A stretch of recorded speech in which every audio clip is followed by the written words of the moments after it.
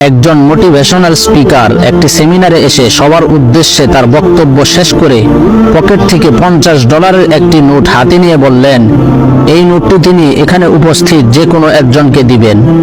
কেউ নিতে আগ্রহী কিনা জানতে চান। সভাকক্ষের প্রায় সবাই হাত তুলে নিতে চাওয়ার ইচ্ছা প্রকাশ করল। এবার তিনি বললেন, একটু অপেক্ষা করুন, কিছু কাজ বাকি আছে আমার। এরপর সেই বক্তা নোটটি হাতের মুঠোয় নিয়ে চাপ দিয়ে কুঁচকে ফেললেন। তারপর জনতার উদ্দেশ্যে জিজ্ঞাসা করলেন, এখনো কি আপনারা এই নোটটি নিতে চান? আগের মতো প্রায় সবাই হাত তুলল। তারপর সেই স্পিকারটি নোটটি ফ্লোরে ফেলে দিল এবং তার উপর দাঁড়িয়ে নোটটিতে ধুলা লাগালেন। এবার কেউ নিতে চায় কিনা জানতে চাইলে আগের মতোই সবাই নিতে আগ্রহ প্রকাশ করলো। তারপর বক্তাটি জানতে চান, নোটটি তো কুচকানো এবং ময়লা, তাও আপনারা নিতে আগ্রহী কেন? তখন লোকেরা উত্তর দিল, টাকা ময়লা বা কুচকানো হলেও এর দাম কমে যায় না। তখন স্পিকার বললেন, মানুষের জীবন এর চেয়ে বেশি মূল্যবান।